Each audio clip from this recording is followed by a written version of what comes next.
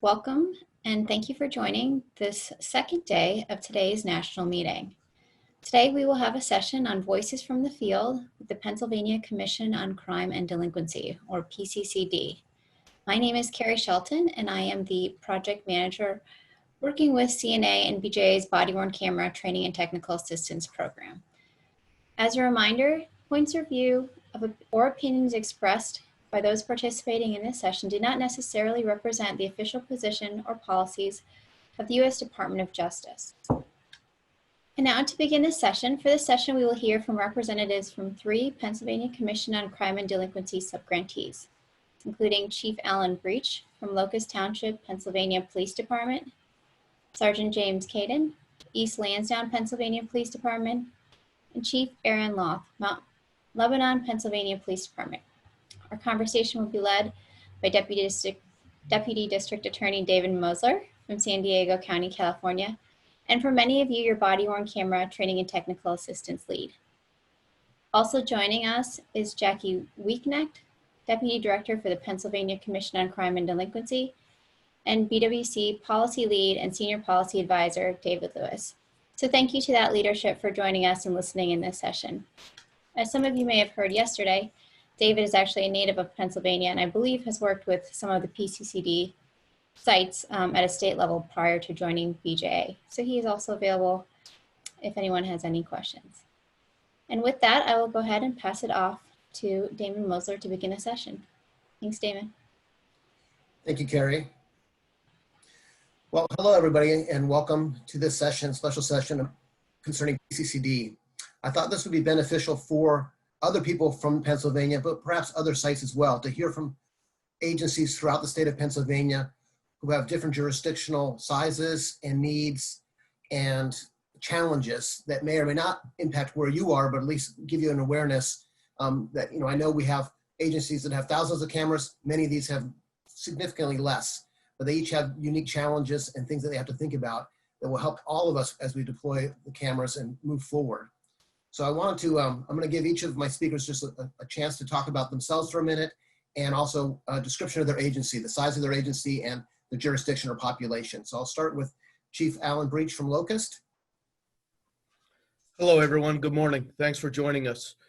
I've been a police chief here in Locust Township for approximately 10 years. We are located in the northeast part of Pennsylvania, southern end of Columbia County. We are a rural jurisdiction covering 4 municipalities, 4 second-class townships. Our total full-time population is approximately 3,600 people. With that, we do have, and some of you in Pennsylvania may be familiar with, Knoebels Amusement Resort. So a large majority of that park is within our jurisdiction as well. We operate with 5 full-time officers and 5 part-time officers and provide 24/7 coverage to the residents and visitors of our municipalities. And Chief, how many cameras did you deploy this past cycle? We have 6 cameras in place right now. Thank you. Moving along, Chief Aaron Louth from Mount Lebanon. Could you describe your jurisdiction just as Chief Breach did? Absolutely. Good morning, everyone. My name is Aaron Loth. I'm from Mount Lebanon Police Department. We're a suburb of Pittsburgh, Pennsylvania. Serve about 33,000 residents just south of the city. I've been chief of the department for the past 5 years. I've been with the department for 22. We deployed our cameras back at the beginning of the grant cycle in 2019, and we have 46 cameras deployed. All of our officers are currently wearing cameras. So we have a couple years into the program, and we've been very happy with it. Sergeant Caden from East Lansdowne. Hello, yes, so East Lansdowne, that's a very small suburb just on the edge of Philadelphia. We're about 35 to 3,700 residents, 15-man police department. We currently have 7 cameras in deployment, and it's my 30th year on the job. Fantastic. And when did you deploy your cameras? That was late 2019, I believe. Okay. So we'll kind of go through all three of you, just talk about different things that have occurred in your deployment, give people some insight to things you thought you did well or things that you wish you had done differently. So starting with the one that's been deployed the longest, Chief Louth, what were some of the key implementation challenges you had and what would you have done differently? One of the things, and the recommendation I always make to everyone is you have to start small. We did a pilot program. We were fortunate with our vendor that they offered the ability to test their cameras ahead of actually making the purchase. So we worked with Axon pretty much from the start. We identified that as the cameras that we were going to utilize. So with the pilot program, we actually sought volunteers from our department that were willing to wear the cameras to test them out. We had a group of 8 officers right off the bat that quickly grew to 12 officers that were willing to wear the cameras as a test phase.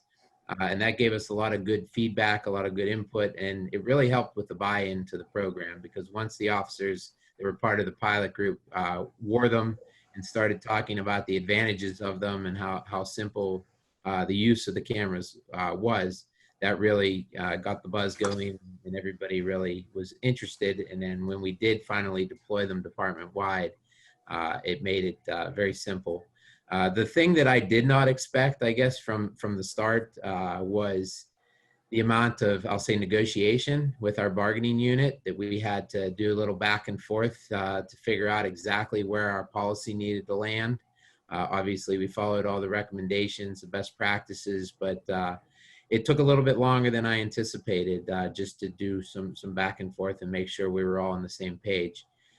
You know, it's a new technology. It's something that I think everybody wanted to definitely be involved in, but we just had to figure out how to make that policy work for everyone.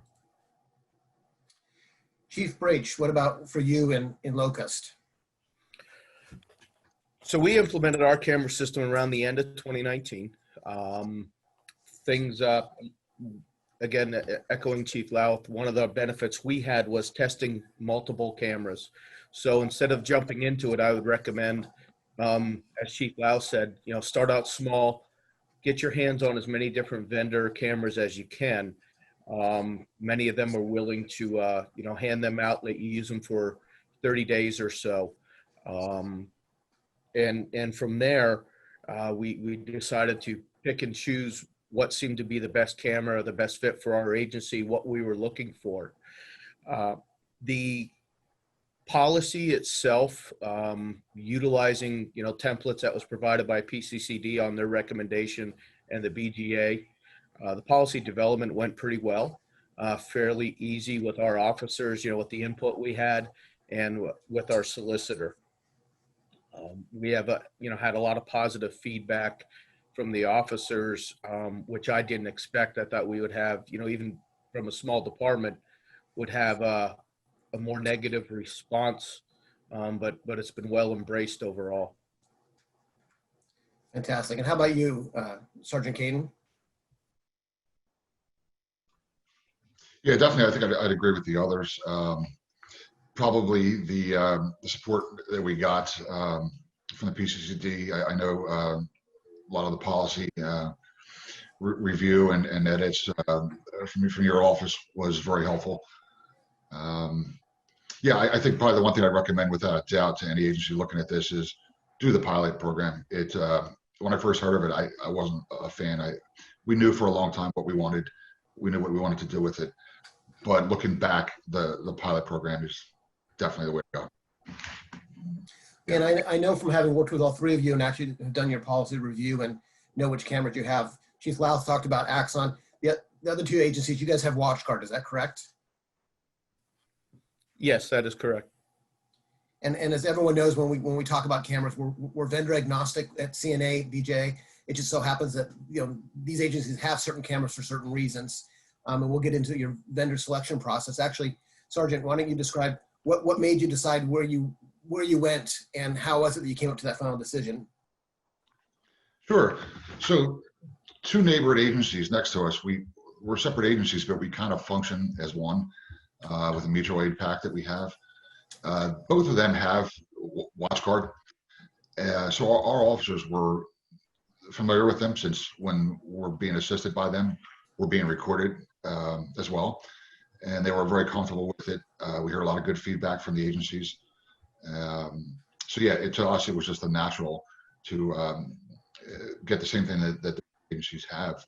And even from an administrative standpoint, their administrators talking to us, and there was just a very welcoming feeling about the experiences that they had, as well as the officers. So for quite a while, the officers in our department were basically begging us to get them, because the other two agencies had them and all the benefits that come with them.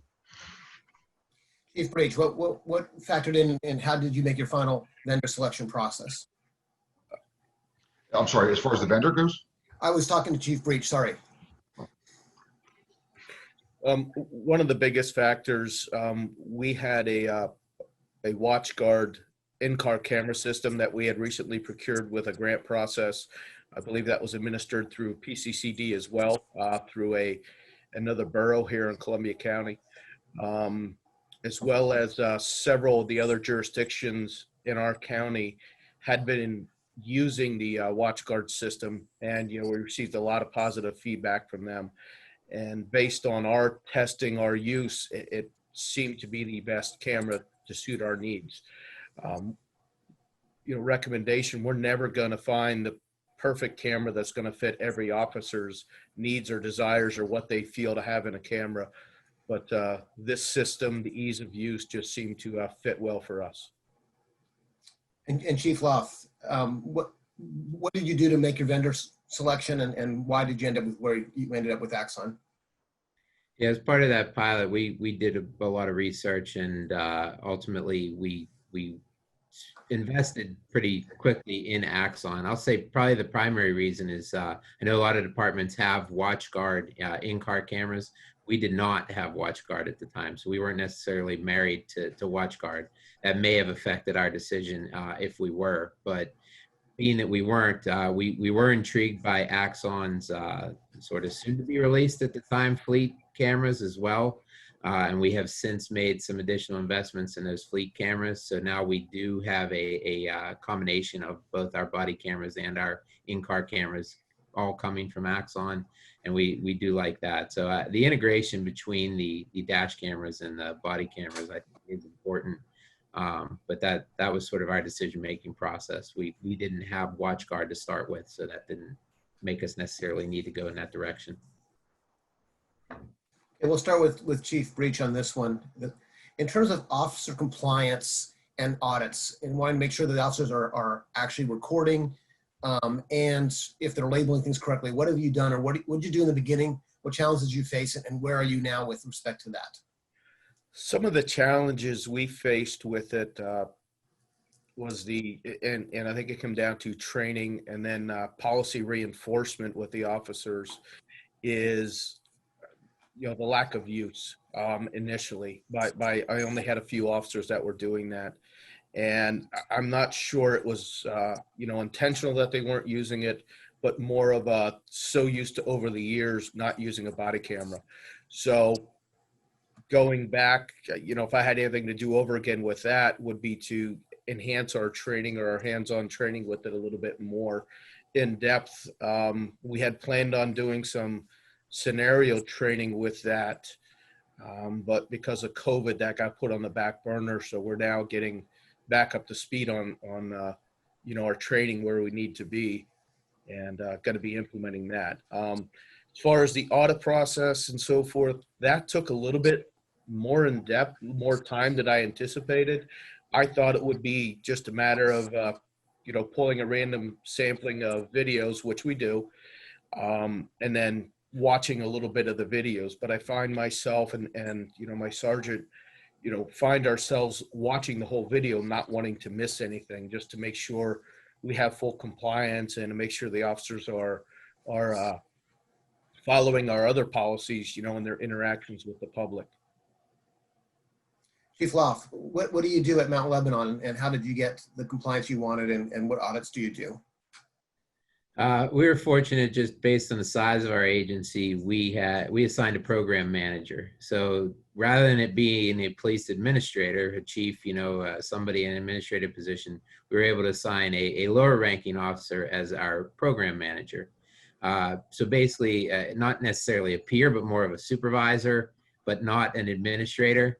So that program manager is responsible for the oversight of the program.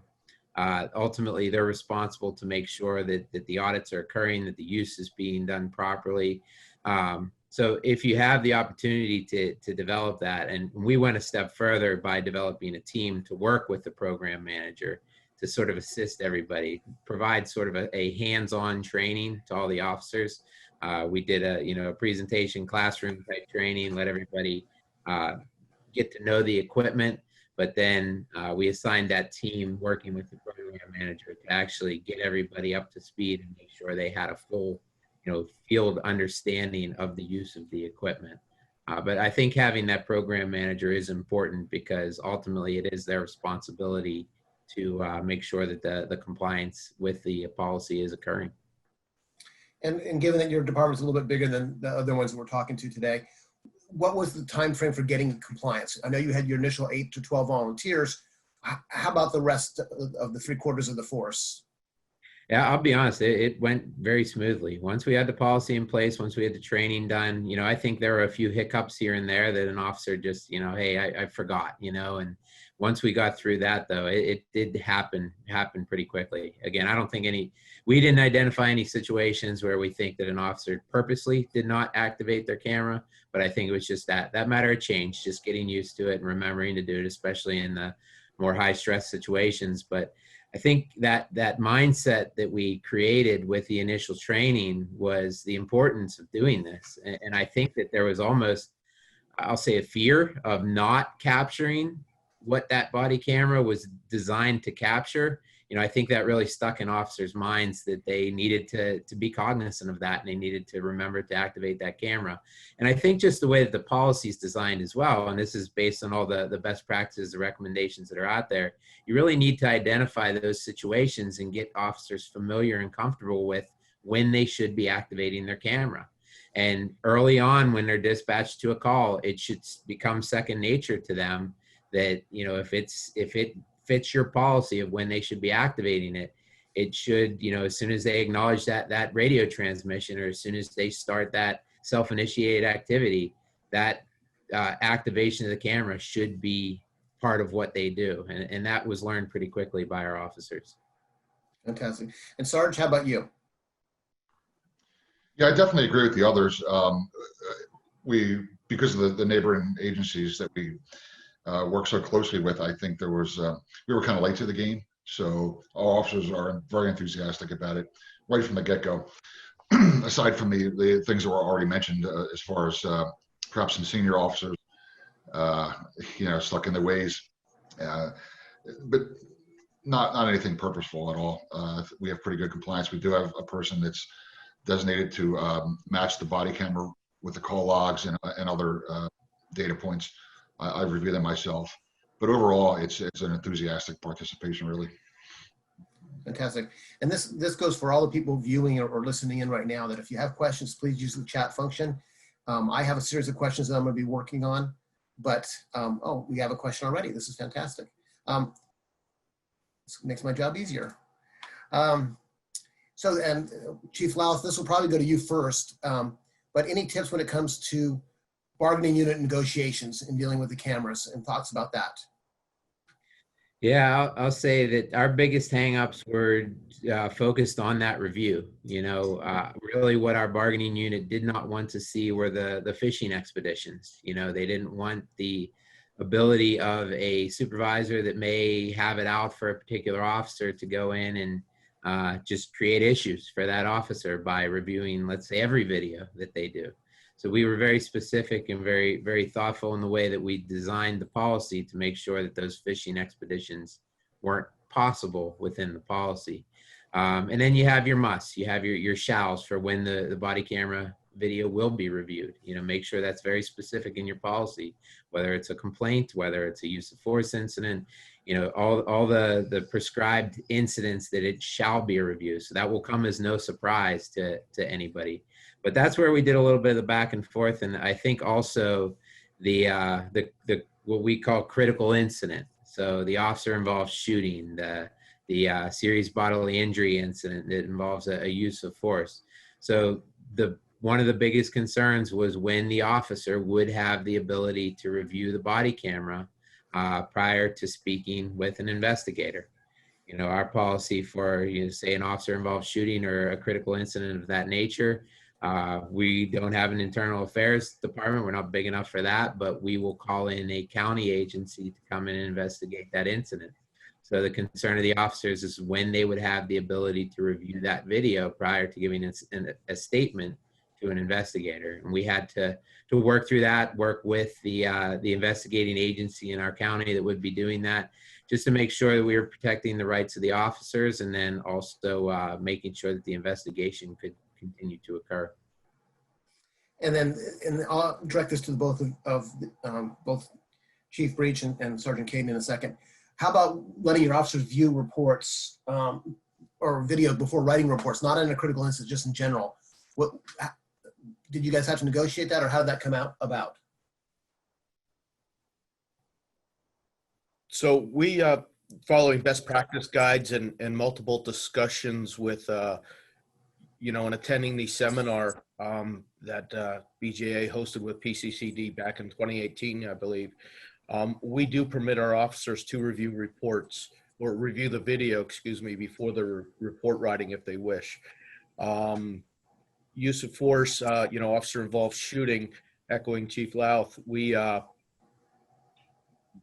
generally there's a basic statement or whatever provided to the investigating agency, which in our case is generally the Pennsylvania State Police. But as far as the written report, the officer can review their body camera video if need be. And Sarge? Yeah, so our officers, regardless of the nature of the incident, they can, as soon as they return to the station and dock their body camera, they can review their own videos, only their own videos, regardless of the nature of the incident. That's in our policy. Did you have any issues in terms of when you drafted your policy with your collective bargaining unit or your officers union, if you have one? Yes, so our FOP, they were very strong supporters of it. Actually, they see the cameras as a shield. So, we had a lot of good input from them, and our local lodge as well as the state definitely were very enthusiastic about it when we reached out to them and provided some good guidance. Turning to, now that you have the tape, you're turning your cases over to your DA's office or to the court system. And this will be to all three agencies, but we'll start with Sergeant Caden. Have you had any problems with your DA or your defense attorneys in dealing with discovery process for court, not getting videos or looking for things that you don't have, or mislabeled videos, anything like that? No, actually, we've had some pretty good interactions. The one thing I did notice, and I would say to anyone, any department, that once you get body cameras and your district attorney's office finds out about it, every single, well, at least my district attorney's office, every single solitary arrest from A to Z, you will be producing the body camera footage to them. They demand it, and I don't blame them. It's a good relationship, I believe. We have a very fluid system as far as how we deliver that to them through secure encrypted cloud storage. So it works out really, really good for us. I wouldn't say there's any problems. It's just a lot more activity. You definitely have to have someone that's dedicated to that purpose and very familiar with, the laws around it, who it's going to, the DA, Act 22, and all those things like that, as far as the dissemination of the video. Yeah. Have any of your officers come back from court and indicated they were surprised about something in terms of how they were treated as a result of the video, cross-examined or direct examined? Good question. Nothing that I can, not a specific case that I can think of, but I do know that I've caught several officers before going to court watching their cameras again, just double checking their reports, and great tool overall. And Chief Breach, the same question with respect to the court system, how it's impacted you and your officers. I believe it's been very beneficial. Every arrest we make and it goes through the preliminary hearing process and up to the common police court. As part of our pretrial discovery, the district attorney's office receives a copy of any and all camera footage we have, as well as any footage that may have been taken by neighboring jurisdictions that were assisting us at the time. So everything is provided right up front to them, and has been a huge benefit. I think defense attorneys and the DA's office expect to have it now, especially from our agency and the other agencies in our county that have it. It's part of our policy that if for whatever reason the camera was not turned on, that must be stated right in the officer's incident report. So there's no question, no hiding it, no worrying, well, why didn't they have camera footage? Sometimes things are so fluid, the officer forgets, what have you. Those types of incidents are becoming less and less, but overall, no problems at all. And Chief Loth, in Allegheny, with respect to your office and the DA's office there in the court system, same type of questions. Yeah, we were fortunate that our district attorney's office was an early adopter of the evidence.com system, a proprietary Axon sort of back-end software. So we were fortunate when we started using the body cameras. We obviously uploaded all of our videos to evidence.com, the cloud storage. And basically, it's as simple as giving them permission to access all of our files. So it's been a very seamless transition or ability to do that. We've actually started using evidence.com to upload our entire case files in addition to the videos. And then that way the assistant district attorneys that are prosecuting the cases we just share the video, we share the entire case file, I should say, with them, and they're able to pull it up. So there's no sending separate documents. There's no need to upload additional information. We just share the case file with them directly in the cloud, and they're able to view everything.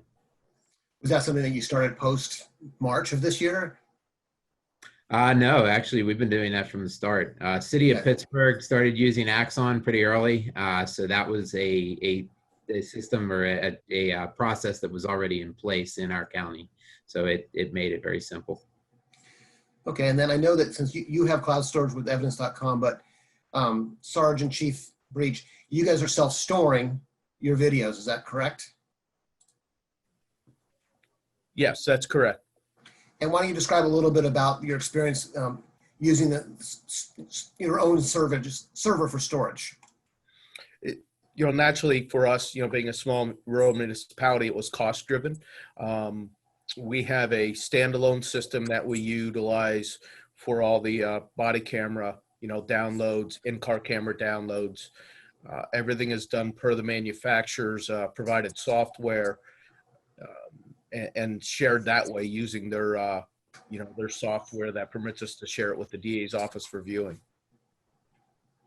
Okay, and then Sarge, how about yourself? Yep, pretty much the same.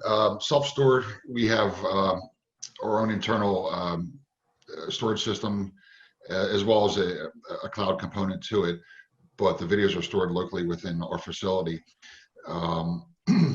Our policy is 90-day retention, unless there's some, a recording is marked as evidence or preserved for training. So we basically have to plan for the storage of about 90 days worth of video recordings, and we pretty much got a pretty good idea of that, although I'm sure it's fluid. And then additionally, we have to plan for what I guess you would project for the permanent recording of or permanent storage of recordings for arrests, major incidents, things like that. And that also ties into assistant agencies when we record their activities. So yeah, it's definitely going to grow, but the cycle for our agency, 90 days, is pretty good because that generally frees up a lot of space, and we don't have too many problems with storage. Have you done any analysis to see what percentage of cases or videos that are taken that are stored longer? Or, is it 75% that's got the 90-day, or have you guys done any of the analysis of that? Myself, no solid figures. I mean, I'd probably guess it, and it would be very rough, but yeah, probably about that 70-75% cycle through after 90 days, barring any complaints or arrests, or supervisors have the ability to mark a video for training. That removes it from the deletion queue. So, if there's a good teachable moment for the officers. But yeah, 70% would be a good guess, I guess. Okay. And Chief Breach, since you're storing it yourself, how do you designate the retention period, and what do you do about that? Our policy also states the 90 days, mirroring the state requirements, except for the ones that are flagged, echoing Sergeant Caden there, flagged for evidence, instruction, teachable moments, what have you, for the officers.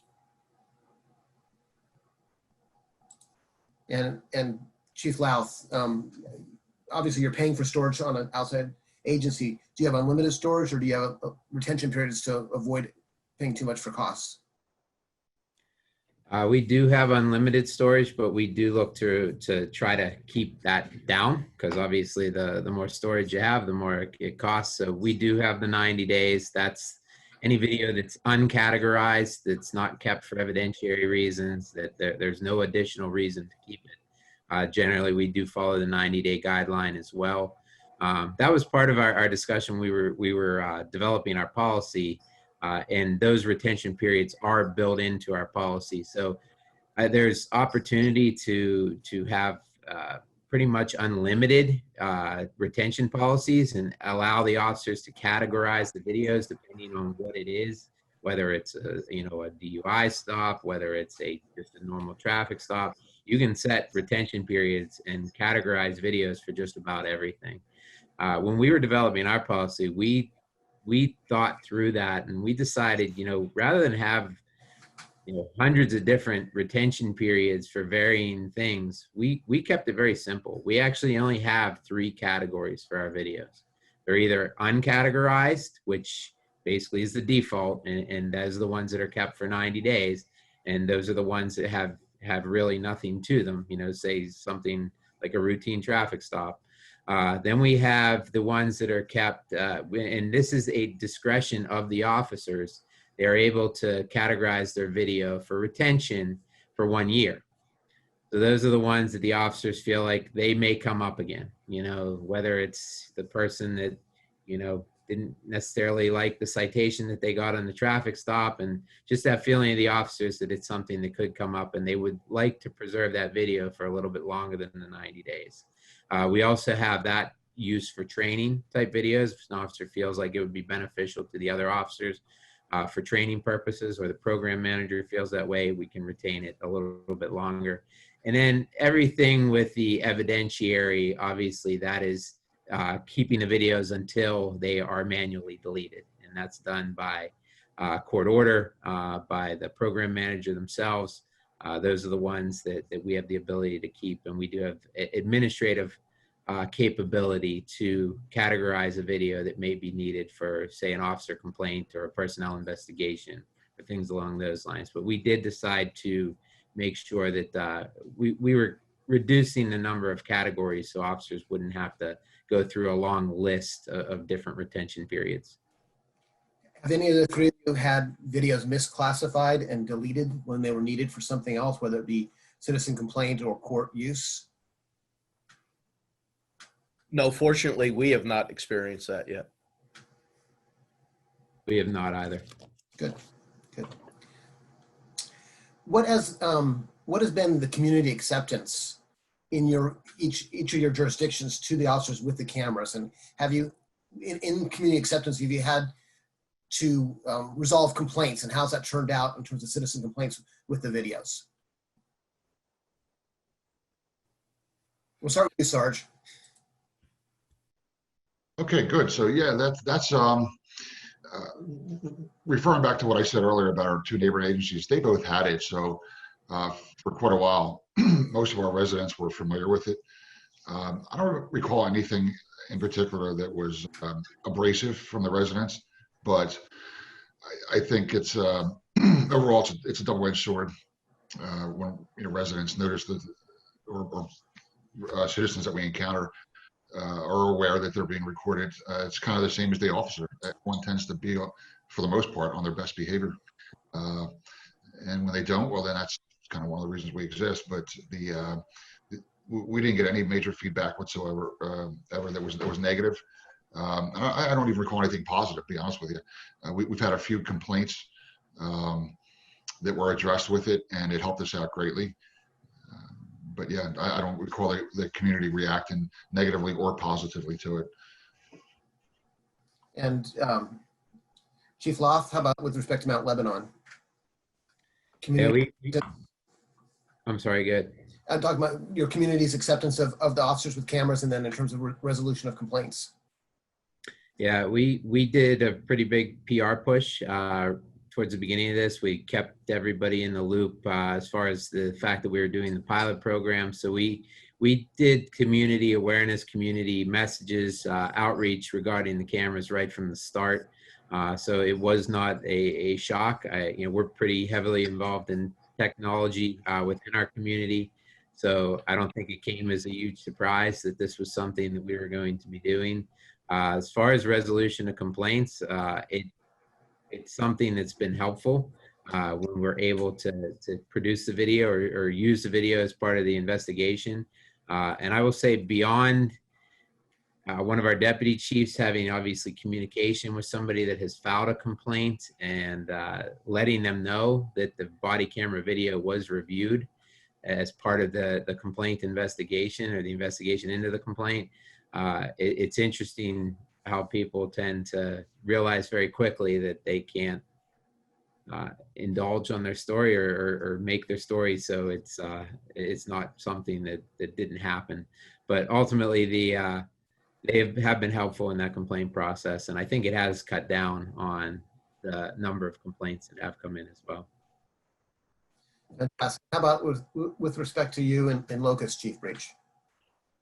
So very positive, with the community. Have not heard anything negative with it. Myself still going out and answering calls for service. You have those types of calls or some people that when you're going to the call, whether we've been there before or just the nature of the call, you're thinking, well, they're not going to want me to have my body camera on, or this is maybe going to escalate things. Once I inform them they're being video and audio recorded. And I have not had anything negative yet to myself or one of the officers when we present that to them and we make that statement, that just so they know. It does tend to keep things calmer, I think, with the citizens as well as the officers. They seem to be, everybody seems to be more mindful of the situation. You do have those few that are still animated and it doesn't bother them that the camera's on. As far as the complaint process, initially, when we had started the camera program, we seem to have had a little more abnormal high rate of complaints that come in compared to normal against officers. And echoing, what the other two panelists said, once I would inform them of reviewing the body camera footage, or that I reviewed the body camera footage, or my sergeant did, and would like to discuss it further with them, 99% of them did not want to pursue anything else. There is still, I had one person who had filed a complaint, and I offered them to come in and review the video so they could see how their actions went with the officer's actions and vice versa, what had happened. And that was approximately 6 months ago, and they still not come in to look at anything. But, the huge tool for transparency with that and to show them how they may have acted and may have embellished a little bit on their initial complaint. The one thing that I have found with our officers is, which was totally unexpected by me, is, whether it's at the end of their shift change, what have you, they're coming to me or to the officer that has the permission to do so, saying, hey, could you share this video with the other officers? I made a huge mistake here, or I did this and it could have turned out really bad. So been a huge learning tool or training tool that I never expected. I was thinking the officers would be more reserved about bringing out their mistakes, but it's been quite the opposite with them all. And Chief, that brings up a great idea or concept that I know we've all talked about when we've done the policy review with you, but is using the videos for potential positive training or improvement of overall outcomes in the agency. You've described that where your officers are coming to you. Sergeant and Chief Louth, have you guys had an occasion, or are you guys using the videos or the cameras to help overall performance, not necessarily incident related? Yes, absolutely. We've identified specific situations with particular use of force incidents where we were able to use the video for training purposes. And I know all of our use of force instructors within the department, they seek out those videos, and our officers are definitely interested in sharing those videos and letting the use of force instructors know, hey, I got a good video. I think it would be good for everybody to see at the next training. So yeah, we've definitely taken advantage of that. Fantastic. Anything on behalf of East Lansdowne, Sarge? Yeah, absolutely. I would definitely echo the other two panelists and add too that we've, after watching the officers, a lot of times, well, there's been several cases where we see their actions on a particular call, and we'll make policy adjustments overall to the department or to the way that we respond to specific calls. It's just been a phenomenal tool in that regard to review things from an administrative standpoint that perhaps the officer wasn't thinking or caring about, mainly because it's not their job. But you know, relying on hands-on supervision in the field the old ways, or you know, a supervisor being present, ever present on every call. That's you know, this definitely makes that somewhat more possible. And we've had several policy changes as a result of the video cameras. Turning towards Pennsylvania law a little bit, and I know each one of you had to navigate Act 22 and the other regulations with respect to cameras that initially prevented a lot of agencies from getting cameras in Pennsylvania. What has been your experience in terms of adopting the changes in the law with respect to the policy, and then also with respect to two parts, policy and how you implement it, but also what your position is with releasing videos? And we'll start with Chief Louth. Yeah, I think Act 22 obviously gave us all the guidelines, everything we needed to follow in terms of being able to use the cameras. That was the biggest hurdle that we've had, obviously, in Pennsylvania to be able to successfully use them. So that really gave us a good game plan. And then obviously developing the policy around the guidelines that are set forth in Act 22. As far as releasing the video, we really have had very few occasions where we've been requested to publicly release video, whether it be, you know, outside of the court process, I should say.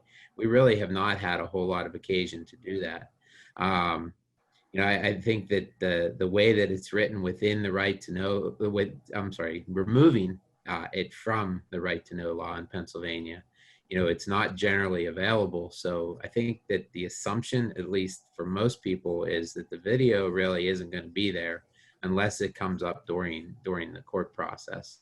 So that has made it pretty easy in the way that it's written and removed from the right to know law. I know that was a huge concern for us, and I believe for a lot of departments, that if it was just generally within the right to know law, it was going to create a lot of issues, especially for the concerns of, you know, blanket requests for hundreds of videos or months worth of videos. You know, that would create a lot of work and the need for probably additional employees to be able to accomplish that. So, you know, I've had conversations with some local state representatives in my community, or that represent my community, and that was something that I highlighted, or continue to highlight, is that you know, just blanket requests for any police videos or police recordings, whether they be body camera, whether they be dash camera, that would really hinder, I think, a lot of departments from being able to successfully use these. Sergeant, how about for you? Yeah, very much the same. Act 22 was really a blessing. And by the way, we just, as far as our policy goes, we basically literally copy the state police policy. It so perfectly worded, and it worked great for us. So we stole it completely. It definitely works great for us, and that would be a concern. We actually haven't had any requests beyond in the legal arena for that. There's been none for us. And Chief Breach? Yes, I mean, both have again set up very well with Act 22 coming in and opening the doors for us to, to handle everything, with the policy development, echoing the law. The huge issue or concern I had, as well as our supervisors and solicitor, was the right to know request or the possibility of that. And thankfully, with the way the right to know law is written, that's really not an issue. Still gives us the ability, and I know Damon, you and I had spoke about this back in February of the concern of, hey, if we have something that we feel is a positive to release to the community, can we?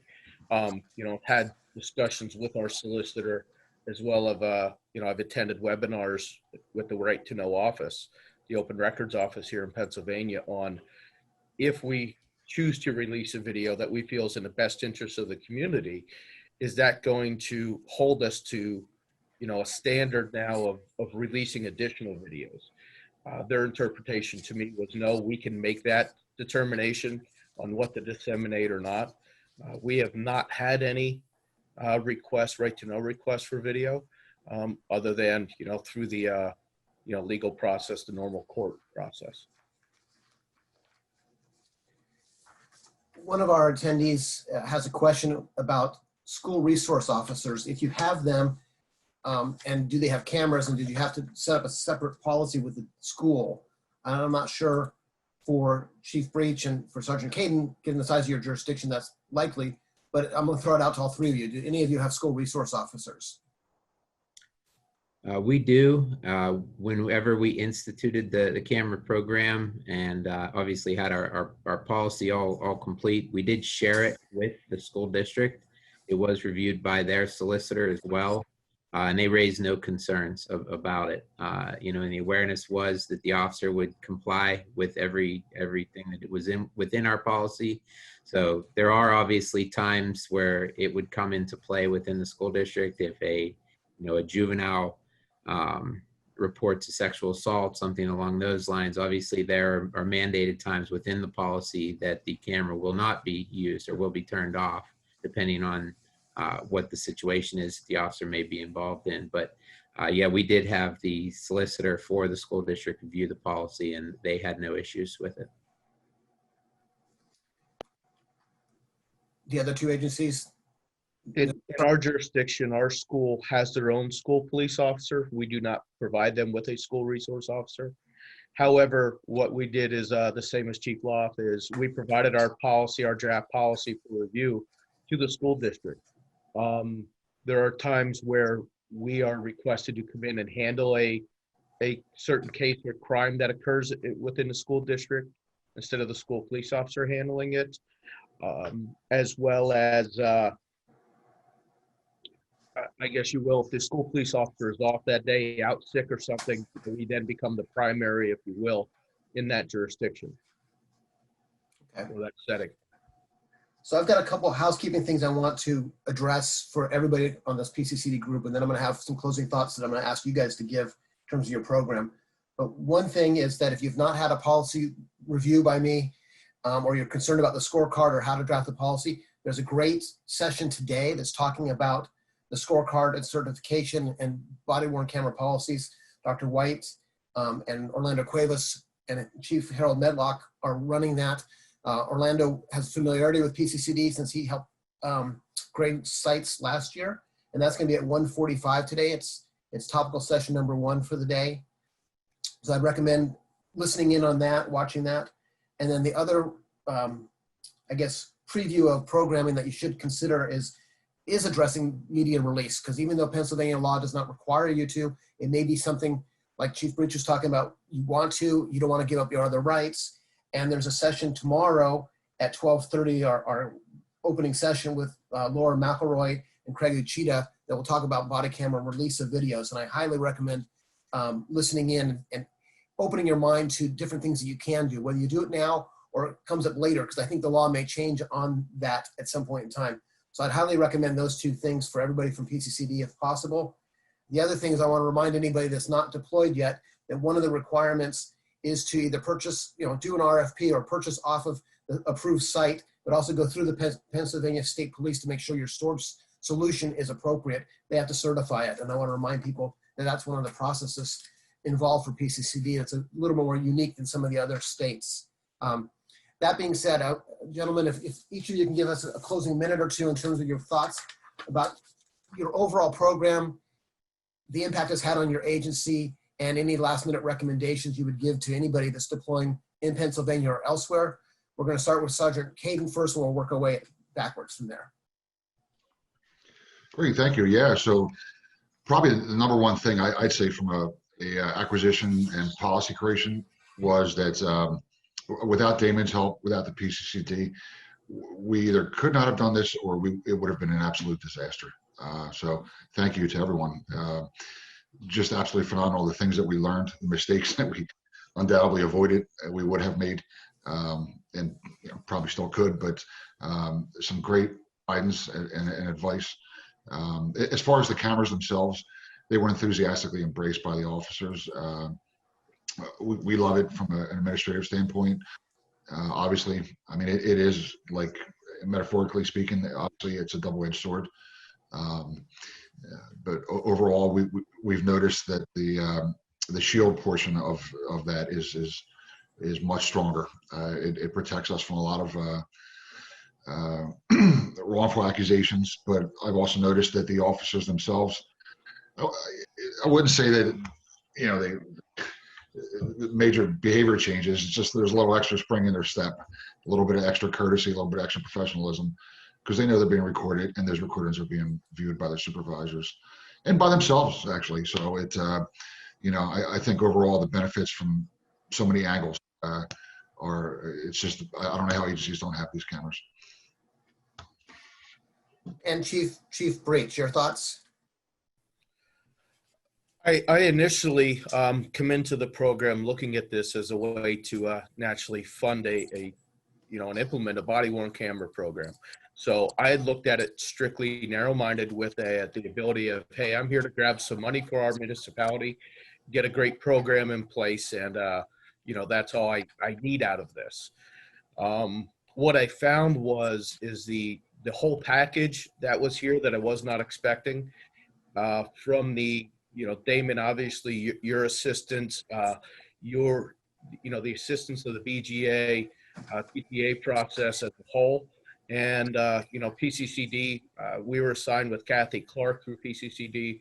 What a benefit, to be able to have that so helpful through the entire process. Any questions on the reports, the scorecard process, policy development, just an entire package that has been put together with this program is unbelievable. Not what I expected at all. Did take a little more time than I anticipated, again, because I come into this narrow-minded, not looking at it as the entire package. One of the things I wish I would have done more of in the beginning, and I strongly encourage everybody, is utilize the the TTA program. Sign up for the weekly emails. Don't just kind of breeze through them.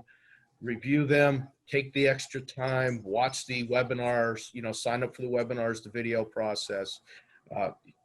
Great benefit there. No sense, reinventing the wheel from the policy templates that were provided to us. And as Sergeant said, stealing the PSP policy, our policy was provided by PCCD. One of them that I reviewed, came out of, I believe it was Palmer Township here in Pennsylvania. So just a wealth of, information and expertise that's available to everybody looking to get into this. And just echoing one last time, don't forget the process with the PSP Clean, signing up to them, letting them know, hey, we have a process in place. Here's how we're storing our data. It is so simple. You send them, just a basic summary, how you're doing it, what you're doing.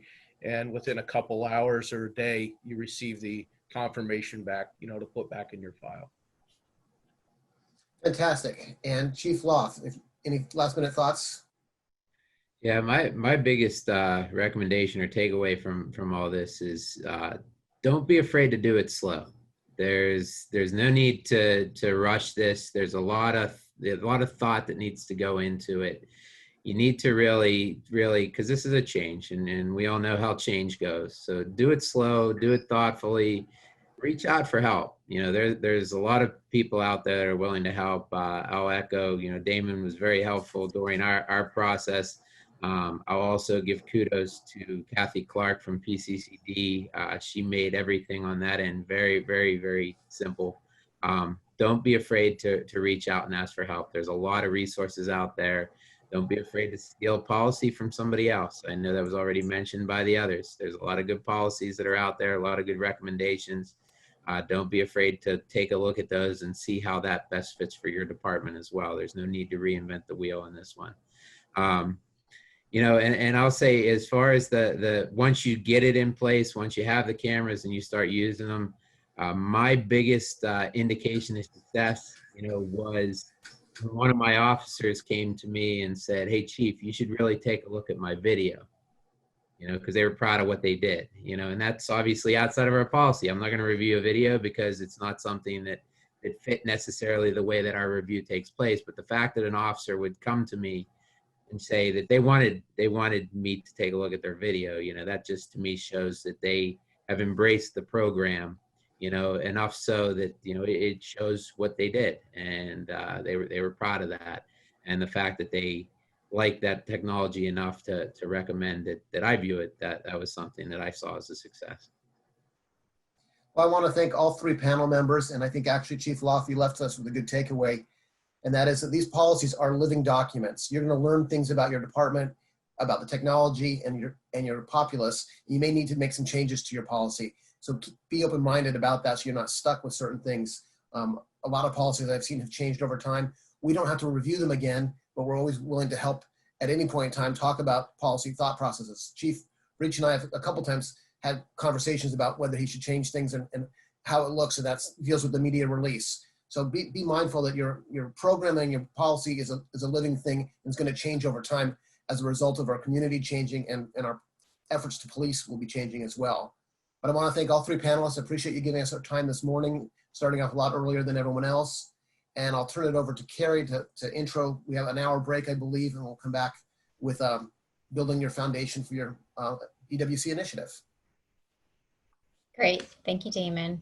And I just want to echo, our thanks for everyone on the panel and for our expert facilitation by Damon Moser. That was just an amazing session. And I really appreciate all the insight you all have provided. We set this session up originally as a peer exchange between the 2018 and 2019 PCCD sites, but I was very pleased to see the number of participants that we have on here, and they're not just PCCD sites. So, you all are able to be peers for everyone across the nation. So very nice to see that others are interested in learning from you, and that we can, pick your brains and learn from your experiences and your knowledge to help everyone across the nation. So thank you.